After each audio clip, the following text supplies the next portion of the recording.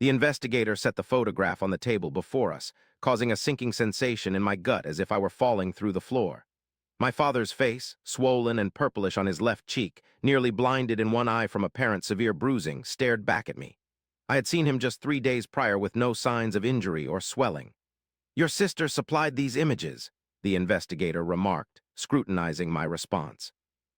"She's made an official report accusing you of elder abuse, alleging that this happened on Tuesday while you were alone with your father." I recall vividly the sensation of that instant, the increased intensity of the fluorescent light, the air seeming less dense.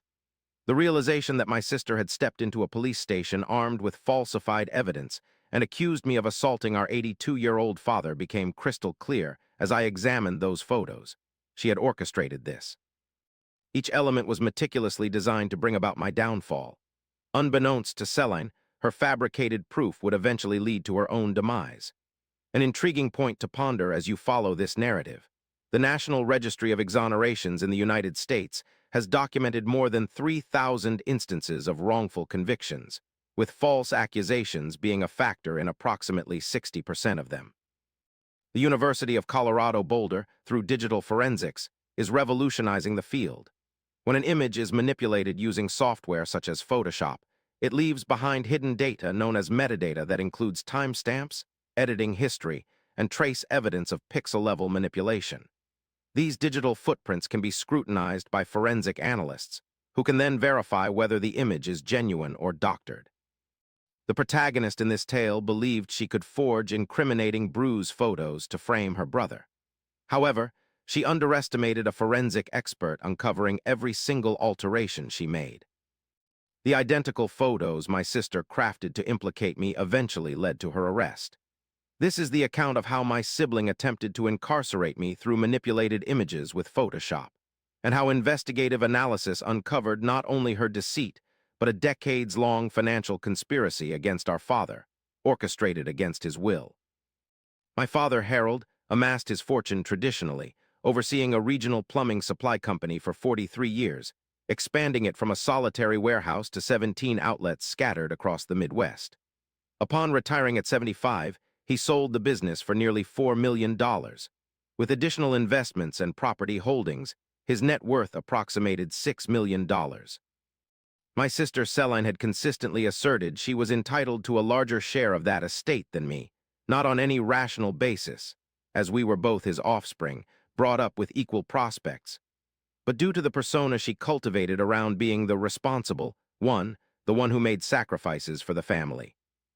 Reality wasn't particularly favorable. Celine wed Darren, a man who repeatedly relied on our father for financial aid due to his failing business ventures, 3 unsuccessful restaurants, a bankrupt car wash, an unproductive consulting firm that never secured a client. Whenever Dad provided support, Celine would describe it as an investment, rather than acknowledging what it truly represented: Darren's inability to thrive in anything. In contrast, I chose a different route post-college. My career evolved into logistics management, culminating in my position as operations director for a manufacturing company. My spouse Meredith worked as a pediatric nurse, living frugally, saving regularly, and never asking our father for money apart from what he willingly provided during holidays. When Dad started exhibiting signs of dementia 3 years ago, I thought Celine and I would equally share the caregiving duties. That assumption proved to be my initial mistake. Celine opted to manage Dad's finances instead. "You're overwhelmed with work," she remarked, her tone feigning worry. "Allow me to lighten your load regarding your father. I can handle his bills, ensure the house is in order, liaise with his doctors." At first, it appeared charitable. My father was experiencing a gradual but evident cognitive decline. He missed appointments, lost train of thought during conversations, and occasionally failed to recognize neighbors he'd known for 3 decades. Delegating administrative tasks to Celine seemed like an equitable distribution of responsibilities. I prioritized spending quality time with him, shared Sunday dinners, watching football together, taking him to his preferred diner for breakfast. What I didn't foresee was that Celine strategically placed herself between my father and his finances. She assumed power of attorney over him. She inserted herself into his bank accounts. She started intercepting his mail, justifying it as organizing his correspondence. The financial manipulation began subtly, to begin with. What I would subsequently uncover started subtly. Around $300,000 were stolen from my father's accounts for non-existent house repairs, unseen investment transfers, and a non-existent caregiver. Celine drained these funds before anyone suspected anything. The day in question was when I visited Dad for our regular lunch. We went to his longtime favorite diner, where he had been going for 40 years, and the waitress still knew him as Mr. Harold and remembered his order. That day, Dad was lucid and cheerful, reminiscing about Mom, stories I'd heard many times yet never grew tired of hearing. Afterward, I dropped him home at around 2 p.m., and Celine's car was in the driveway, as usual. She often popped by to check things. We exchanged courtesies. I departed. 3 days later, Detective Ruiz presented me with photos of my father's injured face and read me my rights. She alleges continuous abuse, Detective Ruiz stated. She asserts that your father is intimidated to challenge you, accusing you of threats. That's preposterous, I retorted, my voice trembling. I wouldn't hurt my father. I adore him. These images, I don't recognize them, but they're not authentic. He didn't have any injuries when I last saw him. She possesses evidence dating back several months, pictures, a chronicle of questionable occurrences. She has been constructing a case. Constructing a case. This phrase chilled me like icy water. Celine hadn't impulsively accused me of abuse. She had meticulously planned it, fabricated proof, and created a paper trail intended to portray me as a monster. The question was, why at this moment? What had shifted? I was temporarily released for investigation, but the impact was swift and catastrophic. Celine contacted our extended family before the police even completed interrogating me. By nightfall, I received 17 texts from relatives questioning my actions towards my father. My cousin severed ties on social media. My aunt voicemailed me derogatory remarks. Meredith was my stabilizing force. As I succumbed to shock and fury, she remained composed, concentrating on what truly mattered, clearing my name. The images, she asserted that night, her nursing expertise providing a logical perspective. Those bruises seem inconsistent to me. The shading is off. Genuine bruises of such severity would exhibit progression, yellowing around the edges, darker centers. These appear uniform, as if they were painted on. She was correct. Upon re-examination, the bruises seemed unnatural, overly purple, perfectly aligned.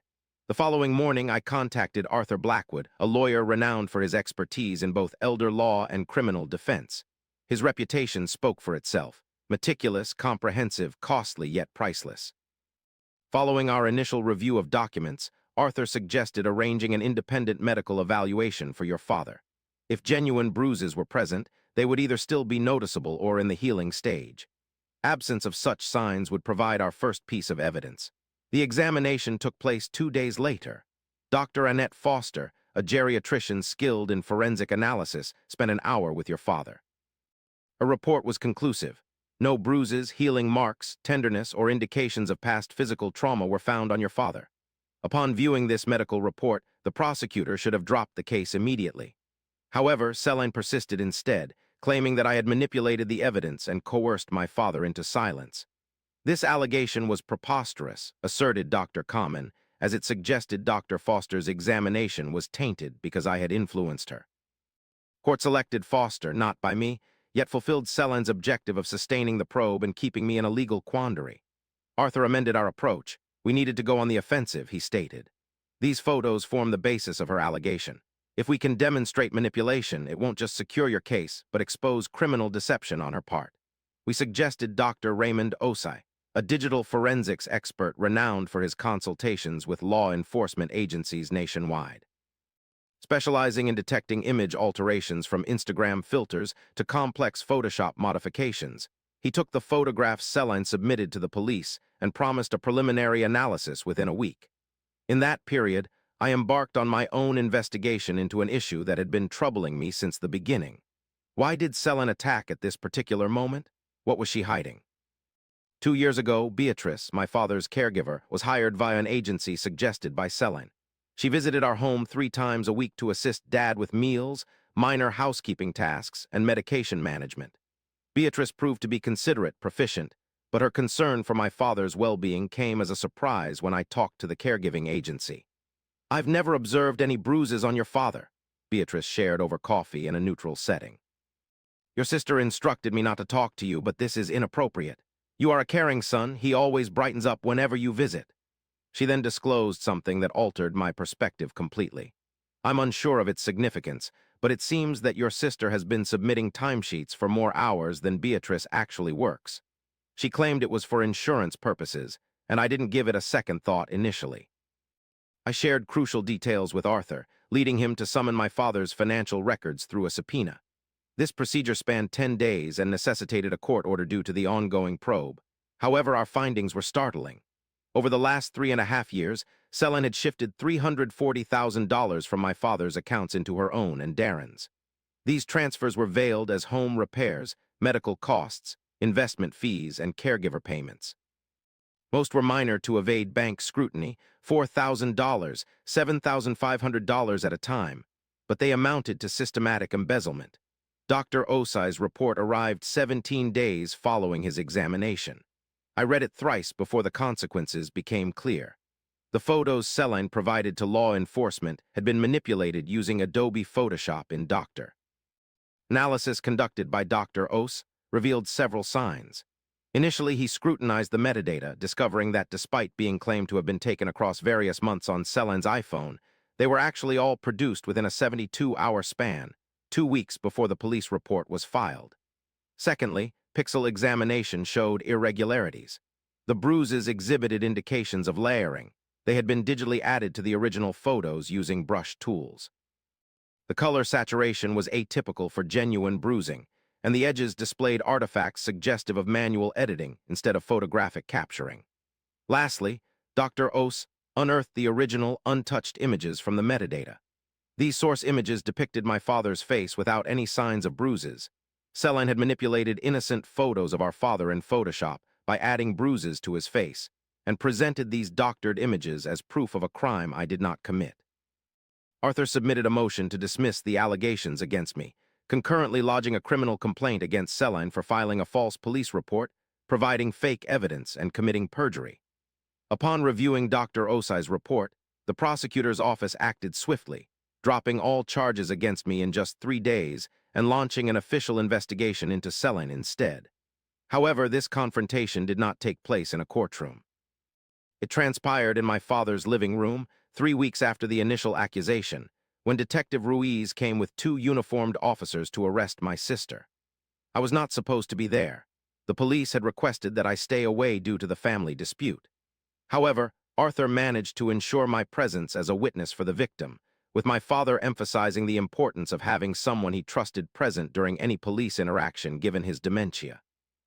Upon her regular Wednesday visit, Selene encountered me seated in Dad's favorite armchair. My father was in his recliner, engrossed in a nature documentary about elephants, oblivious to the impending events. A flurry of emotions crossed her face, first surprise, then anger, followed by an unconvincing composure that didn't reach her eyes. "What are you doing here?" she snapped. "You shouldn't be anywhere near him. The charges were dropped," I replied softly. "3 days ago, that's inconceivable," Philip said. However, he was mistaken. The prosecutor had reviewed the forensic analysis of your altered photographs, those you crafted in Photoshop. For the first time since this ordeal began, I witnessed my sister acknowledge the failure of her plan. "That's preposterous," she retorted, but her voice faltered. "I don't understand what you're saying." "The metadata, Selene, the pixel analysis, the ones without any signs of violence, you had added them. You fabricated evidence to implicate me in a crime that didn't occur."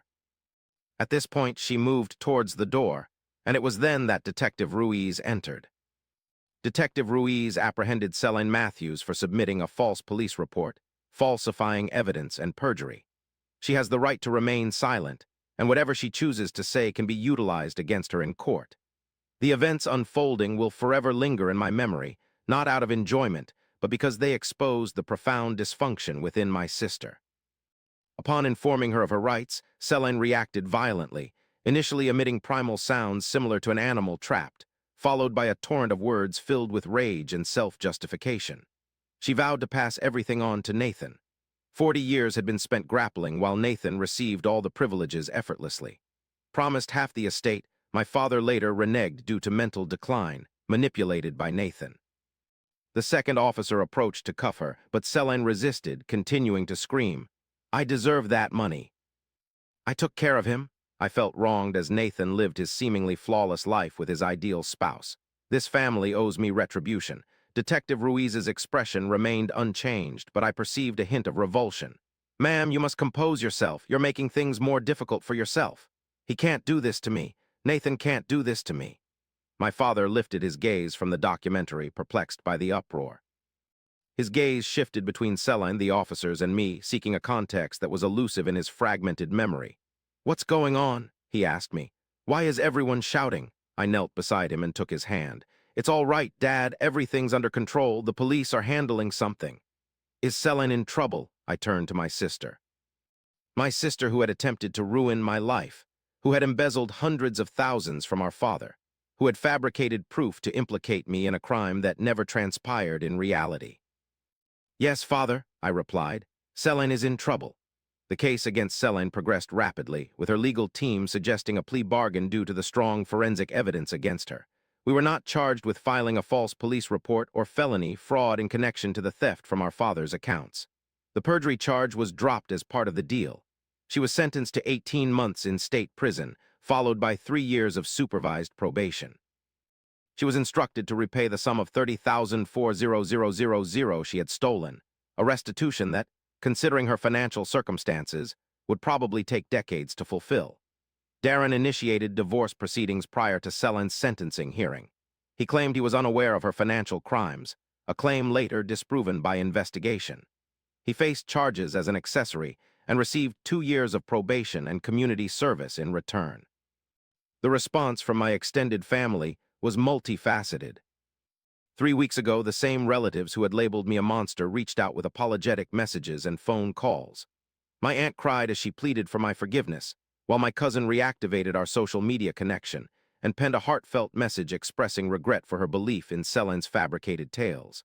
I haven't entirely pardoned any of them yet, though I comprehend why they trusted the reality of my sister's claims and the importance of addressing accusations. None contacted me first. Not one sought to hear my perspective. They had already judged me based solely on Celine's constructed account. My father's dementia has advanced further, with him often forgetting that Celine is imprisoned. He occasionally asks about her, and I assure him she's occupied with work, a decision I believe spares him the burden of her actions. I am now his primary caretaker, alongside Beatrice, who still visits 3 times a week. I've installed cameras throughout the house to avoid future unjust accusations, not due to paranoia. All interactions with my father are recorded, every visitor is logged, and every medical appointment is observed. It's tiring, yet crucial. We've managed to retrieve around $180,000 of the stolen money from accounts that Celine and Darren hadn't completely depleted. Unfortunately, the rest was squandered on their lifestyle, failing businesses, and attempts to project success. My father still has a substantial estate, and he will be well provided for until his demise. However, a considerable portion of what he spent his life constructing was stolen by his own daughter. Occasionally, people inquire about my feelings regarding the situation. They anticipate anger, and indeed there is anger. They expect a sense of triumph from Celine's punishment, but primarily I feel sorrow.